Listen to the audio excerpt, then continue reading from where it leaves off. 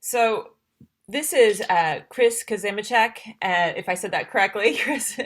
Um, and she has a wealth of experience in both in the PR and analyst relations, as well as using social media to communicate, and has done many social media audits for a lot of big name companies. She's worked with Comscope, British Telecom, Nortel, just tons of different technology large corporations that have to look at this from that lens. So I'm going to let her kick it off. Great, thank you, Kelly. So I'm excited to share with you today. There's a lot out there on social media, and one of the basics that I've been working with Forward Vision on is a social media audit.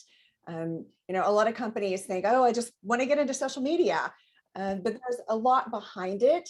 And one of the things that we like to do is to start from the beginning and say, let's benchmark this. Let's see where we want to go and how we can make it better. So in today's agenda, we have just a coverage of why social media, and you'll see that these are things you've heard before, so a lot of it's not new. But we wanted to just remind everyone why social media is so important, especially in B2B areas. We always think B2C, but it is becoming more and more relevant in the B2B space. Then we'll talk about the different elements of an audit. We'll walk you through those and how to use those. We'll talk about the PESO model, and I'll explain that a little bit more. But I do want to say up front that the PESO model was developed by Spin Sucks, Gina Dietrich's organization. And so there are certification courses that will take you into much more depth than I'm able to go today. But we'll just give a quick overview of that and some examples of all of this, and then we'll end up with some Q&A. So let's start out, first of all, with why social. And again, these are things that I know you've heard, but just wanted to reiterate them. The first one on your left there is from Gartner. So Gartner just recently completed their 2020 predictions for social media. And this one I thought was really interesting because we will go to influencers. And we think about influencers and celebrities really on the B2C side. We're seeing more influencers on the B2B side. And these influencers are taking just a little bit different spin on how they are working with us. So this one was really interesting that 30% of CMOs' budgets for celebrities are going to virtual influencers. And again, we'll talk about that and we'll give some examples of what some of those influencers are and how to identify them as you're going through your audit. And then we also talk about employees sharing content. You'll see that as one of the results that we did recommendations for another social audit, that it achieves a 200% higher click-through rate than when a company shares it. So it's extremely important on social media that the company is doing this, but as you know, your employees are your biggest advocates, and there's a lot of surveys out there and a lot of information that supports that as well. So we'll talk about that a little bit as we go through. So next one. Again, these are just some numbers that I wanted to throw out. And we highlighted the B2B because this webinar, we are specifically talking about B2B. Again, there's a lot of statistics out there in B2C, but we wanted to highlight this. This comes from specifically LinkedIn itself. So you can see that 23% of internet users are using social media for work-related networking and research. And this is, again, in the B2B space. And then specifically for marketers like ourselves, 89% of them are using social media for B2B lead generation. And that includes LinkedIn as the biggest one. But I'm going to talk about something just recently from a Hootsuite survey that they did that shows others are up and coming as well. And then we have, the purchase consideration for B2B independently online at 27%. And this one it shouldn't be staggering for a lot of people that 80% of B2B sales interactions occur on digital channels. And of course, the biggest one being LinkedIn. So again, just a reminder of why we're doing this and why these audits are so important to position you as a marketer in your company and how to set the metrics right. So let's start off with, first of all, benchmarking your competitors. So when you go into this audit, the first thing we want to do is to say, who are your competitors in each of your areas that you want to benchmark against? So it's great to do an audit of yourself, but you also want to look at your competitors to say, what are they doing? And it doesn't mean you do exactly what they do. It means you just want to benchmark against them and say, what are they doing? Where do you see success there? Is that something we can replicate or not in our industry?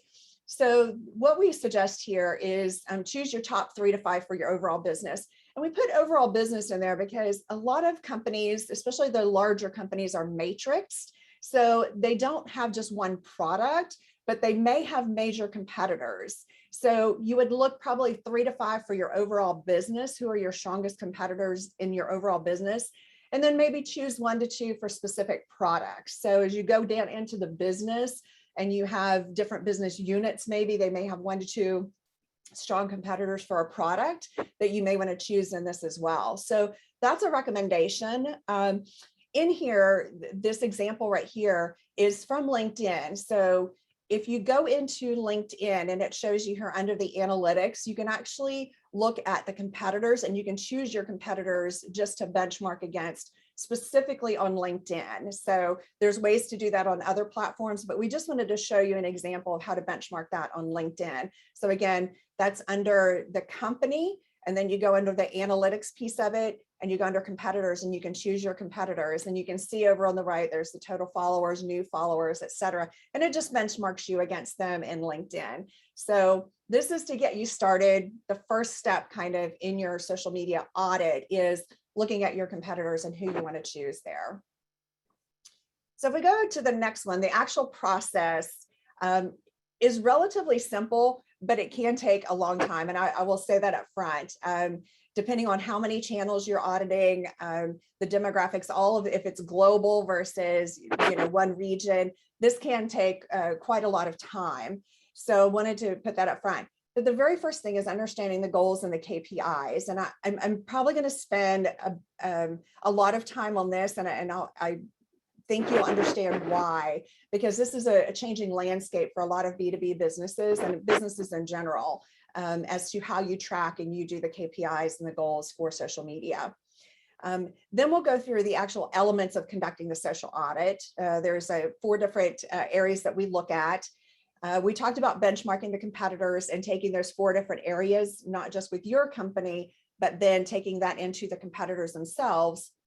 Then there's the developing the guidance. So based on what comes out of that audit, there are some specific recommendations that we'll go through with each company.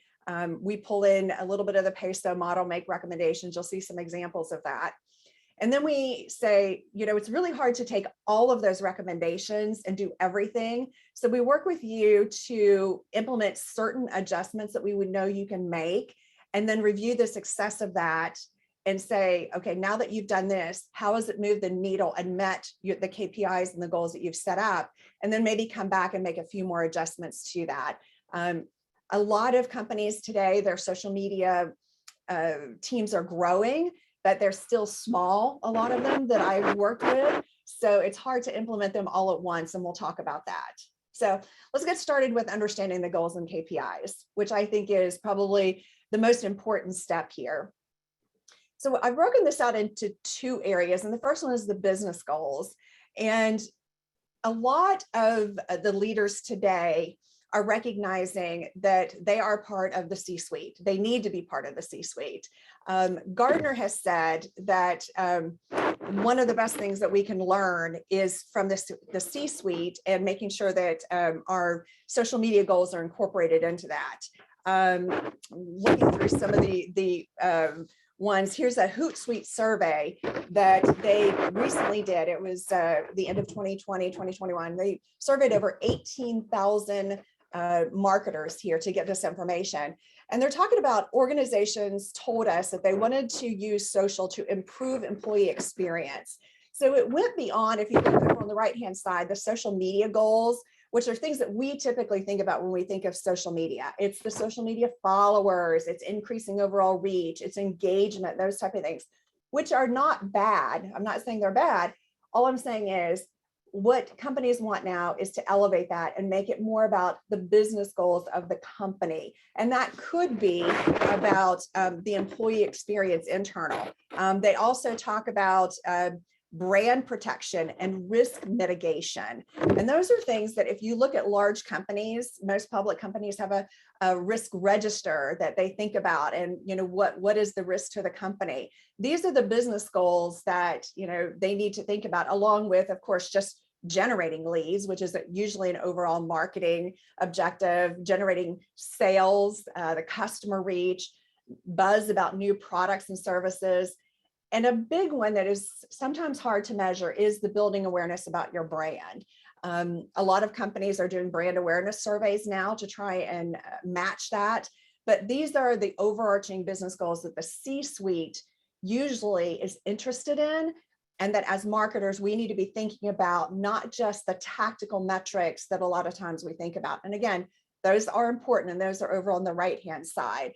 About increasing referral traffic from social media, increasing leads, et cetera. So for your business, every business is different. And what we want to work with you is deciding what are your business goals and what are your social media goals. That is the key to starting out this audit, to make sure that what we come out of and the recommendations specifically match up and support both the business and the social media goals that you have.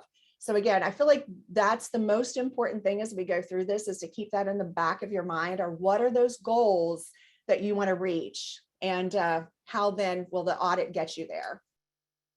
So after you've gotten your goals and your KPIs, the next one here we have is to do the audit itself.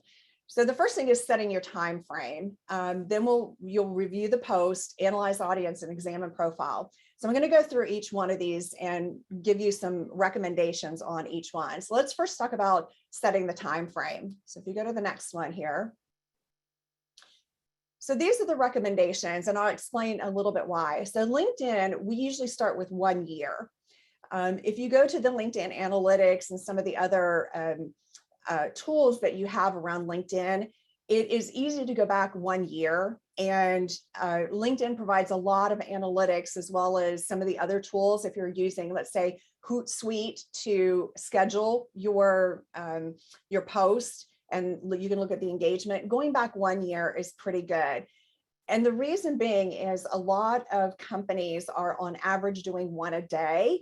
Some a little bit more, and we take a look at that, but it's easy then to take that volume and to have some trends and some successes out of those as well. So 1 year is usually a good reference for LinkedIn. Twitter, we say 6 months. And those of you that know Twitter know that it is fast moving. You get more newsy information there.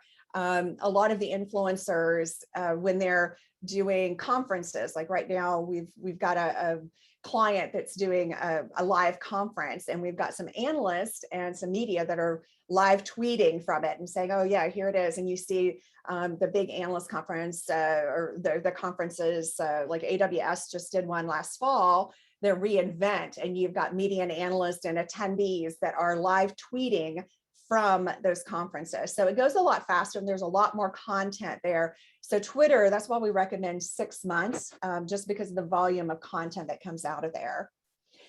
YouTube, the recommendation there is to go back 5 years. And again, that depends on your business. So we would take a look at your business. Different industries have different not really requirements, but they have different ways that they are showing their value on YouTube.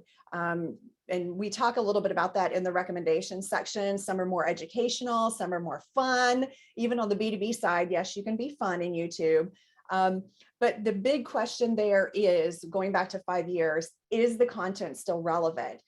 And that question, again, depends on the industry. In technology, which is where I've specialized for the past 20 years, as you know, technology changes so fast. And so something that was posted even 5 years ago may have been leapfrogged in the past year or two. And so you always need to go back and look at that content, which is why we say 5 years is a really good time frame for that. So the next thing after setting your time frame is to actually go and review the post. So what kind of posts are getting the most engagement? And again, on this one, we're specifically talking about Twitter, LinkedIn, and YouTube. I know that there are a lot of other social channels out there, And we'll talk about how some of those are up and coming on the B2B side, but these are the ones specifically here that we focus on.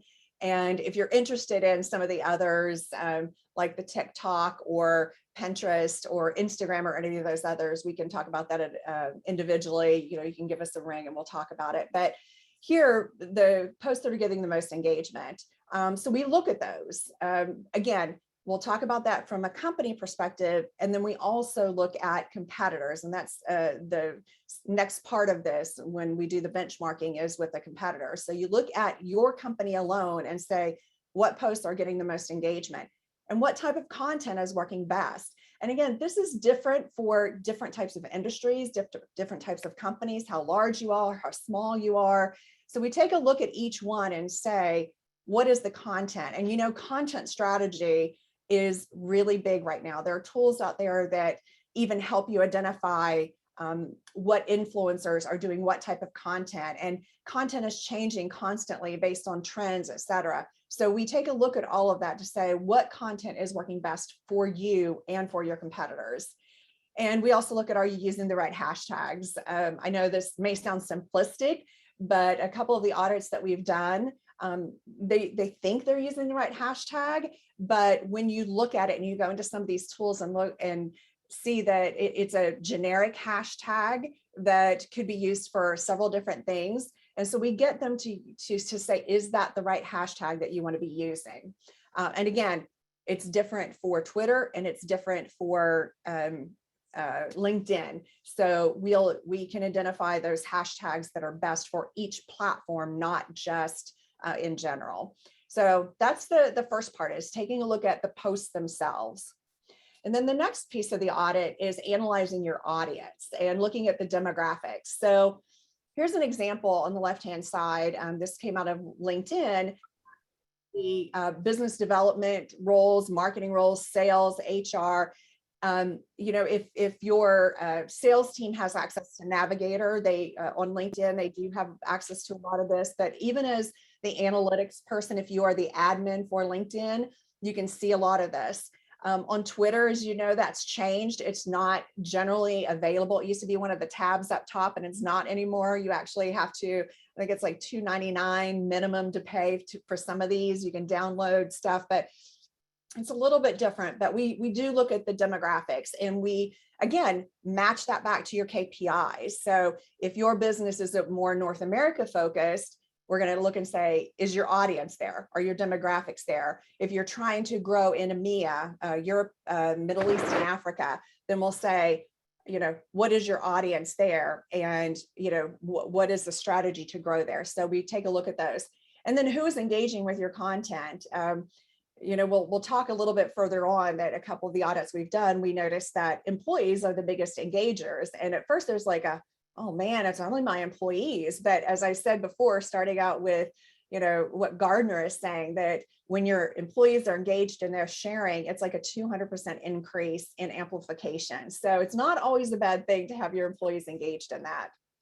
And then we also take a look at the top influencers in your industry and what you're doing. So that's part of it too. So that's about analyzing your audience piece of it.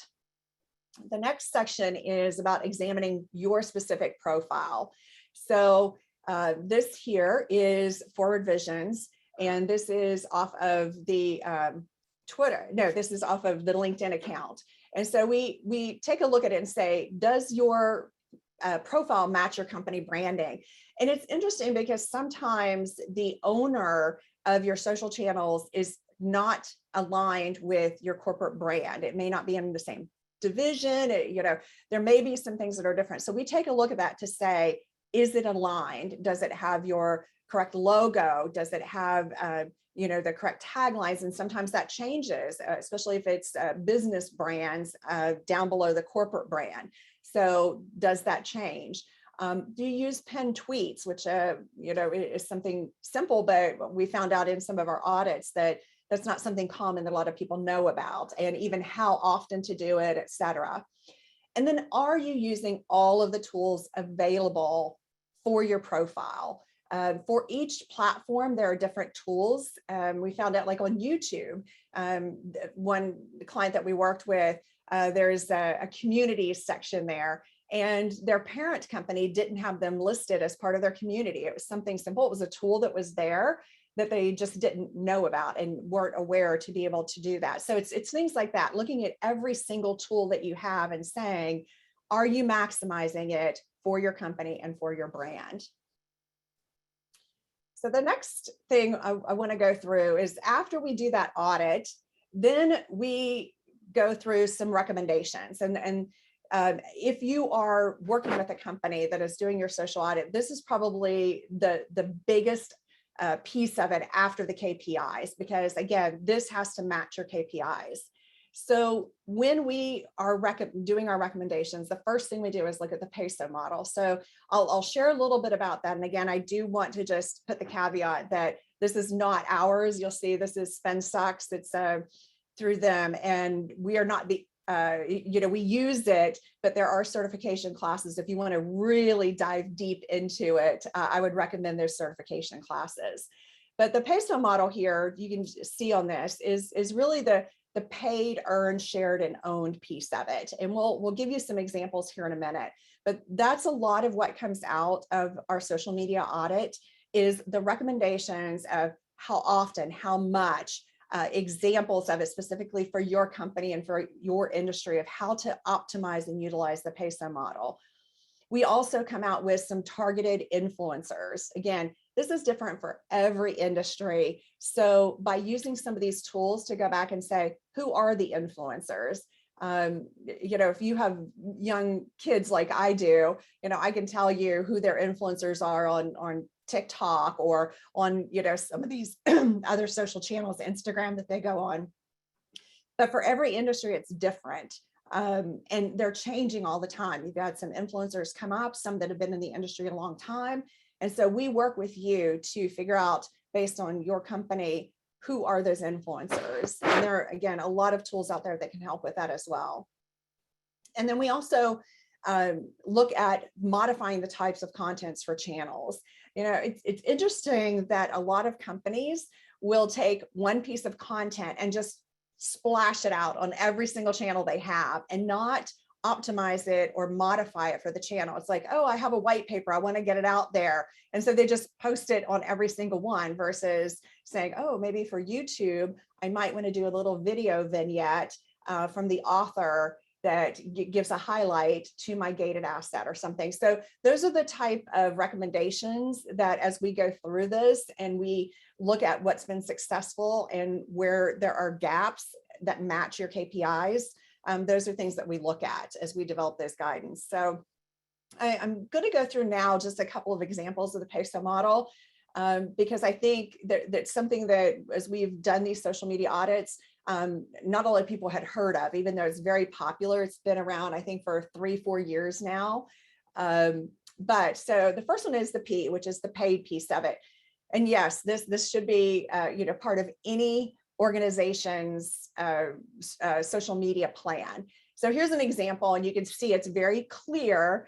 This is an example on LinkedIn that this was promoted. So it shows promoted. If you are familiar with this, it's easy to go in and promote posts, etc. And one of the things that we look at too, and I found this in another company I worked for, is, again, when you've got a distributed or matrixed company, that and you've got one team that's doing your social media posts, and then you've got, let's say, marketing, maybe it's regional marketing that has a budget to do some of these sponsorships, that it's interesting. We found out that the organic in some regions was performing much better than the sponsored, and it was because they were doing exactly, they were just taking the content from the organic and just putting some money against it. And so we looked at it and said, okay, you need to net new content. You just don't need to be reposting the organic. It's, again, about modifying the content and paying for something different. So those, again, are some of the things that we look at. Specifically, that was an example on LinkedIn. And so here's one on Twitter. You can see the difference. One's at the top, one's at the bottom. But as you're scrolling through, these two are very different. And I wanted to show those because those are usually in your feed.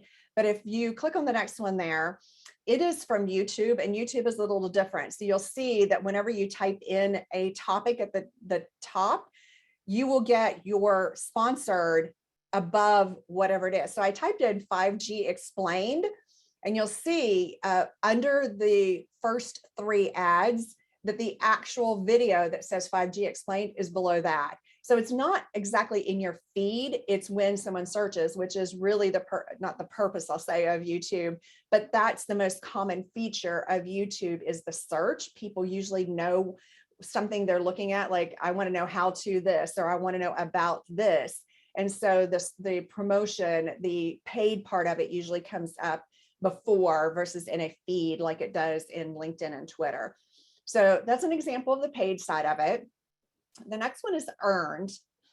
And the earned side of it is, if you look at the PESO model, the way SpendSucks says it, it is the earned, like true public relations, true media relations. This is where you get out and you get coverage for your company in some type of media publication, either online or print.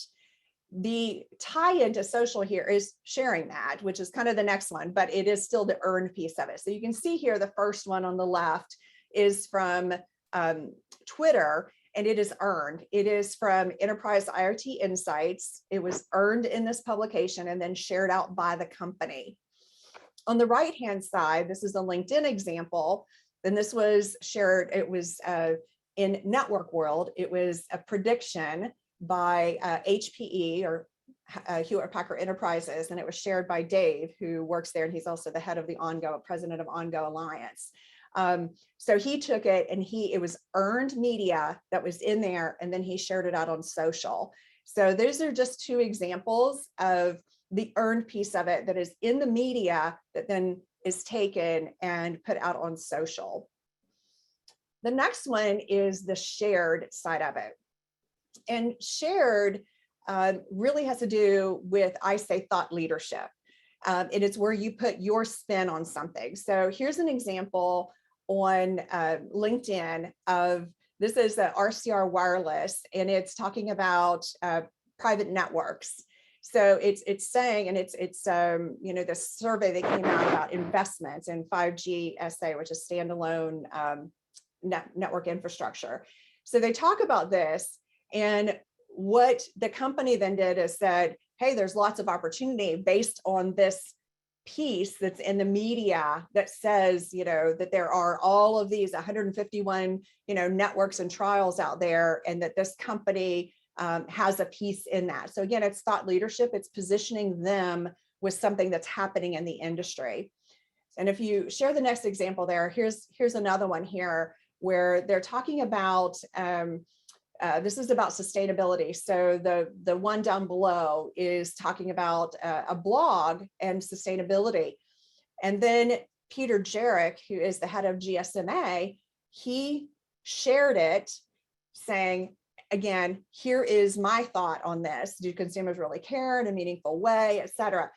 One of the things that we talk about is not just sharing thought leadership, but also putting your spin on it. What is your company's thought on what's happening in the industry? So a lot of companies will go out and they'll just hit the retweet button or the share button, and they have nothing else, no value to add to it. And it's one of the things that we work with companies to say, where is the value that you are adding when you share this information? So these are 2 examples of that.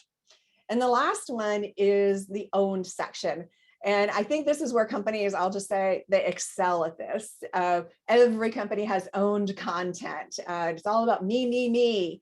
But what we work with is trying to balance all of these out, to say, yes, it's okay to talk about your company and to have that own content, but let's balance that out. So you can see here's an example of, the first one where they're talking about a series that they're doing with a video. This is a video. The one in the middle was a white paper that they did. Again, owned content, stuff that is all about, it's their content. And then the last one, the reason I put this one in here, I thought this was so interesting. This is Cisco. It's a video out on YouTube, and it is own content. It's all about them. But if you look, they had over 104,000 views on this one. And the reason is it's educational. There's a purpose behind it. And it's one of the things we talk about with clients is what is the purpose of your own content? Again, a lot of companies just, they have so much content and they just spew it out there with no purpose behind it. But this obviously had purpose. It met the need of the audience. And with that, 104,000 views, which any company out there would love to have, 104,000 views on one piece of content out there. So these are just example of the owned side of it, where it is your own content that you are putting out there. So let's move on. So here's an example of some of the things that we look at, and we took Forward Vision's Twitter account here to say when we're doing that audit and we're looking at the profile, here's just a few things that we look at. We talked about the logo and the banner doesn't match your website. Is this what you want to do?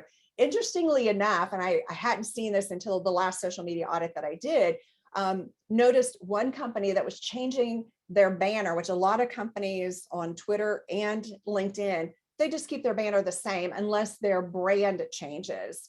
But this company was very interested. It was actually a competitor. It was very interesting because they were changing it based on what their campaigns were. So again, it matched their brand, but whatever their banner was matching their campaign, whether it was for the month, for the quarter, et cetera. So very interesting insight that we were able to show out of that audit.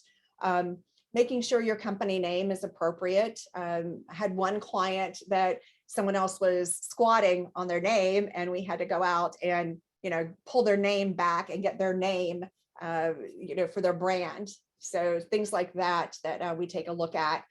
And then, the description piece of it, this is really key. And we work with companies to say, there's 160 characters there. Are you maximizing it? Do you have the right hashtags in there?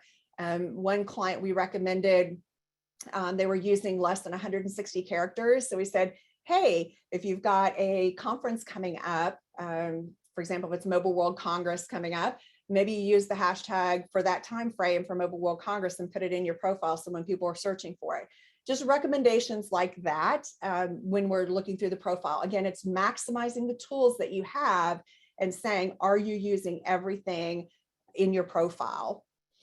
So if you want to go to the next one. So this is an example, and I am going to put it up there as an example. So this was, not exactly what we have recommended to a client, but we just wanted to show you some of the examples. So again, a lot of stuff that we come out of this that we're saying competitors were doing like 2 to 3 tweets per day. This was the Twitter piece of it. They had very little engagement other than employees. They were not using video, no shared content. It was mostly owned. When they do retweet, there were no comments, and they were not making the most of the hashtags or using them properly. And one of the conclusions that we came, and we see this a lot actually, when we talked about at the very beginning, the KPIs on the social side, is a lot of people look at the number of followers. And I think a lot of times you will see that the number of followers do not equal engagement. I mean, you can have, 50,000 followers, but if only 2 are engaged, it's not the same as having, 1,000 followers and having, 500 of them engaged and sharing your content and commenting, et cetera. So those are some of the things that, we look at and we can bring out in those conclusions to say, are you matched up in that way? So these are just, again, some examples of what we might find when we're working at in Twitter. So if you want to go to the next one. Here's an example of some of the recommendations we make, and we combine the LinkedIn and Twitter because sometimes they are the same. We didn't want to get this presentation too long, but normally we do break these out. We did combine them here. For a company, we may say a pen tweet once a month minimum. And again, it depends on your business. It depends on what industry you're in, what content you have, et cetera. But this is, a recommendation normally that we would make about pen tweets. Video content. We have talked about video is king. It is the killer. Take a look at TikTok right now and what's happening there and all of the video that's happening. Video is king. So here are just some facts that I wanted to share with you. People watch and I couldn't get over this, except if you have kids, this. People watch 2 billion videos on Twitter every day. which is a 67% year-over-year growth. And again, that's just on Twitter. Tweets with video get 10 times more engagement. 93% of videos on Twitter happen on mobile, which I think is common nowadays. Everybody's got a smartphone, and so they're watching a lot of this as they're scrolling through. And then we for this one specifically, the ideal video length was between 6 and 15 seconds. We also recommended more thought leadership, and this goes back again to the PESO model, where it's the shared piece of it. Are you sharing thought leadership? And are you commenting on it? Not just hitting the retweet button or the share button on LinkedIn. Are you sharing content that is positioning you and your company in the right light? And what do you have to say about it? What are your thoughts on it? Not just retweeting it or resharing it. And then also checking your hashtags. I mentioned that before, and I think it is so important. A lot of people are out there, they want to just tag on to things that are happening in the industry. And we like that. If you're a really big brand, you can do that. During the Super Bowl, you've got, Oreos and Doritos and all of these consumer brands that everybody's familiar with. And something happens like, a couple years ago, the lights go out and, they're tweeting all these different things and getting in on it. If you're a small brand, you're going to get lost in those hashtags. You may, they talk about hashtag hijacking, and it's really difficult to do. So finding the right hashtag is critical, especially if you're in a unique business or a business that has a very specific product in an industry. So thinking about that. You go to the next one here. So here is, again, recommendations that generic. So I don't want to say this would happen for every business, but we just put something out there on the PESO model. So we go through and recommend like paid. Here we're saying, okay, once a month on Twitter with the hashtag of blank. And again, this would be specific to whatever your business is. Again, based on what came out of the audit, which is so key to this.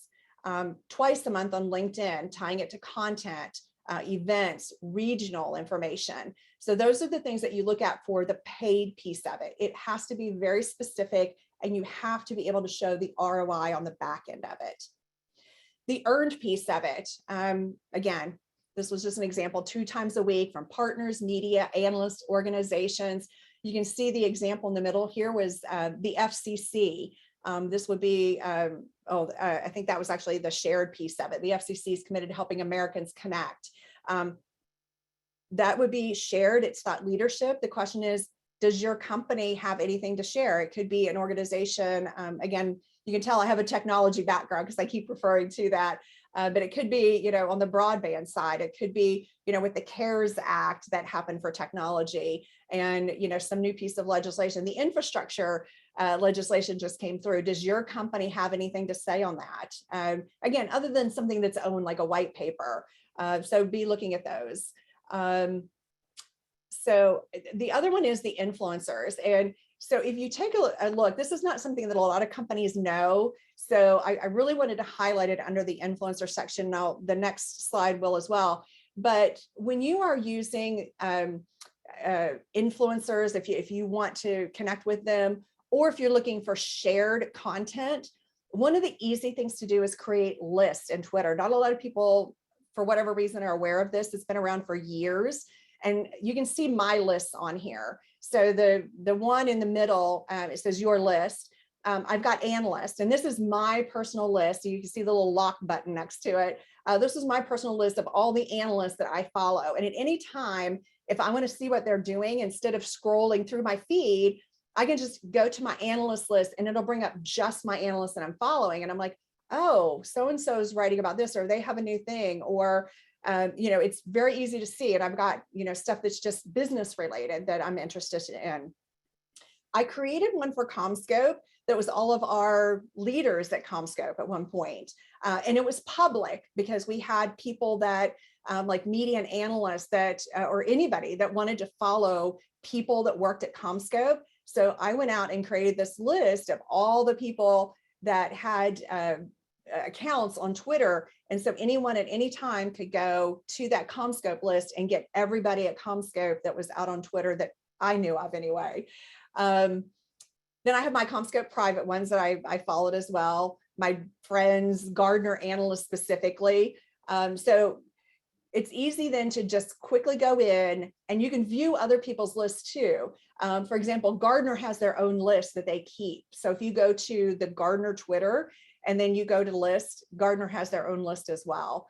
And it shows here on the right-hand side how to get that. You just go to the profile of either the company or the person, and you look under view list and you can see the list that they have and you can follow it as well. If it's public, you can follow it. So just an idea of how to, if you're looking for content to share, if you're looking for, any of those, you can create your own list and easily get it versus just, scrolling for hours through your feed trying to find something. So let's move on now to influencers. And this is an example of some influencers, again, in the tech space, which is, my forte there, where we were looking at different influencers for some companies. And one thing that I wanted to point out, which is really, really interesting, and those people that are familiar with Twitter will understand this, that now you have the ability to change, like if you look at Evan Kirstel, he's been around for years, tech influencer, but he has the ability to change, like his name stays the same at Evan Kirstel, but the Evan Kirstel hashtag B2B, hashtag techfluencer can change at any time. You can go in, you can change it, probably as many times as you want. And he was one of the first ones out there to actually get paid to do this. So he went to a show, and I think it was Mobile World Congress like 4 years ago. And he was paid by a company, and because he was so well known and he was at this, it was so interesting because now all of a sudden this company that is paying him is, in his profile name, and he's like, hey, I'm here and I'm meeting with so-and-so, they've got a big launch coming up, make sure you go by their booth. So it's things like that, that some of these influencers, which we think of all the time on the B2C side of it, they are also in other industries. You just have to find them. Some of them are paid, yes. Others, you just have to find a way to connect with them. If you look with Ray Wang over on the right-hand side, you'll see that he always puts like my POV, my point of view on almost everything he posts, which was really interesting. He's on a lot of like Fox Business, a lot of the financial shows. He is in the tech space. Just very well known, NFTs and all of the new technologies out there, et cetera. But his thing is he's a foodie. So if you follow him on Twitter and you're connected to him, you always see he's cooking on weekends. He loves to try new food, just a way to connect with him. And you find those things about these influencers. Again, if you're not paying them, you just find out what it is of interest to these influencers and where they connect with your business. So again, just a couple of examples here. Let me make sure I am doing okay on time and want to save a little bit of room for Q&A if we have it here. So here's an example of YouTube benchmarking and recommendations. Again, we just wanted to give an example. We talked a little about Twitter and LinkedIn. So here's an example of something that we were doing for a client, just talking, really, this was the basics. This was the numbers, which everybody wants to get to the numbers. To say subscribers, number of videos, their playlists, when did they join, their views. We looked at a 3-month period for them. And on the left-hand side, we talked about some recommendations. And again, these were specific to a company that we had worked with, and then just others that we've worked with, possibly some recommendations, like we had recommending remove old videos over 5 years, because this was a tech company and the technology had changed. And we found that some of their videos from 10 years ago were no longer relevant. They had an executive on there who'd been gone for like 4 years. For them specifically, keeping their videos at under 3 minutes. Now, again, that was for this company, because other companies, they may need a 30-minute long video presentation for educational purposes. So it is really based on the audit that we do.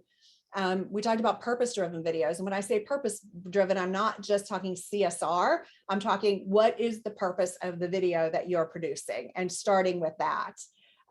We talked about campaigns for them, and then also promoting on their social channels. So again, just an example there of some of the YouTube side of the audit. So you want to go to the next one? So I've gone through a lot of this, and I did just quickly want to touch on resources. There are so many resources out there. I mentioned Hootsuite. Hootsuite has just a outline for an audit if you wanted to do that as well. Sprout Social is a great one as well. A lot of companies are using it more for the listening piece of it. It's not really for scheduling. It's more on the listening side of it. Hashtagify, when I really touched on hashtags, and this is a great one to be able to understand. And I'll just give this example because I, used to work for a company that had this, but a lot of people, in the industry, they're using acronyms like RAN, RAN, which in the telecom industry stands for Radio Access Network. But if you go out to do the hashtag, they're talking about marathons, and they're talking about running, like I ran a marathon. And so when they were putting that hashtag in there, RAN, it's getting diluted by all the other things out there associated with RAN that's not telecom related. So I really, really emphasize the hashtags and making sure you have the appropriate hashtags, and Hashtagify is a great one. And then if you're not familiar with BuzzSumo, it is brilliant to be able to look at relevant content, what is trending, also be able to look at influencers.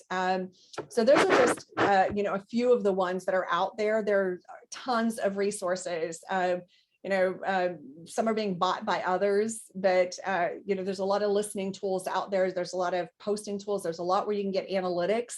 It just depends on what your business is and what you need. Again, going back to your KPIs and your goals, which are the most important things to set you up for success.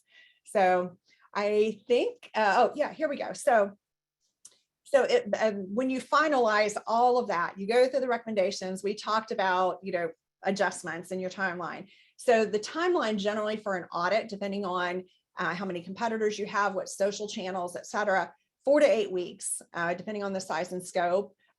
There's usually with us an initial kickoff to talk about those KPIs and goals, and what you currently have and maybe what you need to adjust. And then these are the requirements that, as we are going through a social media audit, that we have to have, which are obviously access to all of the tools that you currently have to be able to do this. And usually we do a 6-month follow-up for review to make sure that you are successful in this. It's all about making you look good in your business and being successful. So those are the timelines and how we measure success for you. I believe that is it. So first of all, I do want to thank everyone. Hopefully you found at least one thing in here that was new to you, and you're able to take back and say, oh, let me take a look at that immediately. But there's also the opportunity, any of us here, to reach out to us and ask those questions. So Kelly, I'll pop it back to you and see if we have any questions that we can deal with. Great, thank you. Yes, guys, I encourage you to put your questions in the chat. I see one that was also to the Q&A, and I think it was addressed in your last one. It was, how do I know which hashtags to use?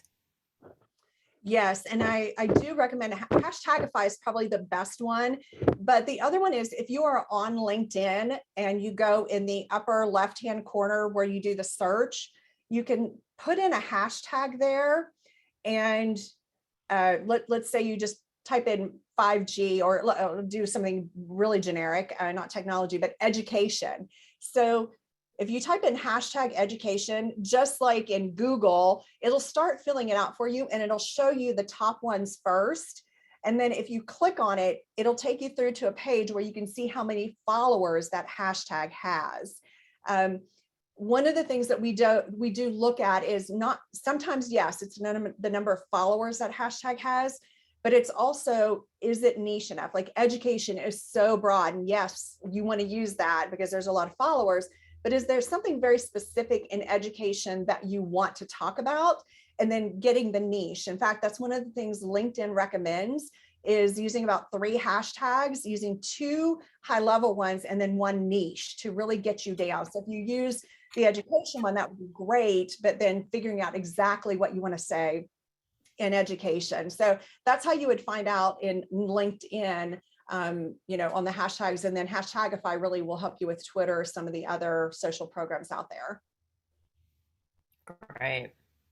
And I do want to answer that question. We will have a recording of this that you guys can also access on our website. So if you wanted to share it, and or if you weren't able to attend. The other question I have is, how do you get influencers? Wow, great question. And there's a couple different ways. The obvious one is paid. And I'll say, if you have millions of dollars, go after the Kardashians. But if you don't have millions of dollars, there are different ways. And again, it depends on the business. So let's say in non-tech, if you're looking at just B2B in general, there are bloggers out there that you can work with for your products, to get reviews, we've done that in a couple different companies. They're not media, they truly are influencers. And you've heard about this more on the B2C side, like you think about, and I'm not being derogatory here, but they call them the mom bloggers, where they will send them products like baby formula or something like that, because they're influencers. And so they will get them, to try out this baby formula, or they'll send them products. So it depends on what industry you're in. You can find bloggers is a good one. And of course, the paid opportunity is there as well. The other one is, really just to get to know them. I think the team at CommScope, where I used to work, we had done a research survey on Gen Z, and we had a team that I was working with, a guy there who worked for me, who had researched who are some of the influencers in Gen Z, and was really targeting, especially on Twitter, because he had I think 1.1 million followers. And we just wanted to get him to reshare something that we had found in our survey. And we're thrilled when, after I think it was 2 months or something, we were able to finally get his attention, and he shared one piece of our content from our Gen Z survey. So there are different ways to do it. It just, again, goes back to your KPIs and what your goals are. For us, it was just awareness. If you're actually looking to get your product out there, it may be something different. So there are different ways. Some of it is, I'm thinking about my daughter here, and if you have young kids on the B2C side, Charlie D'Amelio is a big one there. It's like some teenager that, was so popular that Starbucks got with her, and now she has her own, drink at Starbucks, and, they're doing so well because of that. So it really depends on the influencer side of it. All right. And last chance to get your questions in. I have one more here that said, how do you know which is the best platform to use, LinkedIn versus Twitter? Oh, another great question. And I will tell you, I was just reading this morning, actually, Hootsuite did a survey. And it was a survey, I think this is the one that I mentioned, of over 18,000 marketers over the past 2 years. So if you think about the past 2 years and what has happened, it's obviously the pandemic, and social media has changed, and the way, people use or market change, even in their social media. So I thought it was really interesting. For B2B, our thought is always to go to LinkedIn and Twitter. So I was really shocked. And again, you can find this out on Hootsuite's website, the survey. It's their social media trends for 2021 and 2022 analysis, that Facebook, and again, in this time period, decreased this was how effective it was in reaching their business goals.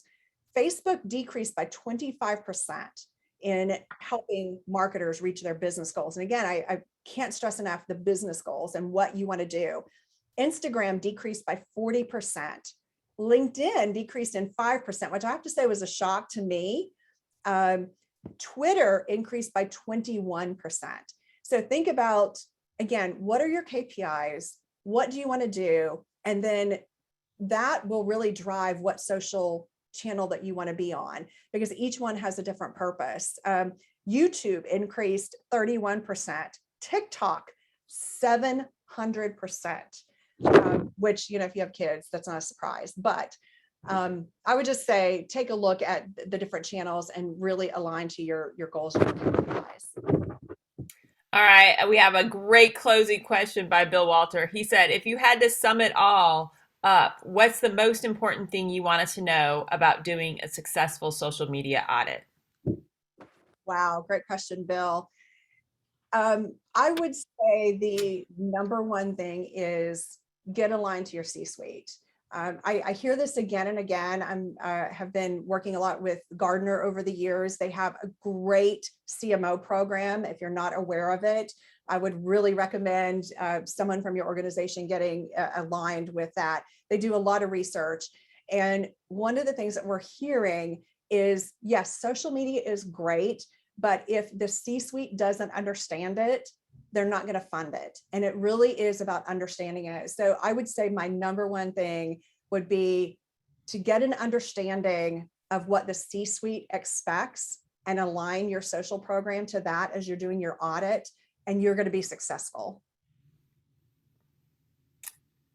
All right. Well, thank you so much, Chris. And I hope you guys enjoyed the presentation. We will have it on our website under the same page you registered on. So keep that in mind and let us know if you would like an audit. We'd be happy to help you. Thank you. Thanks, everyone.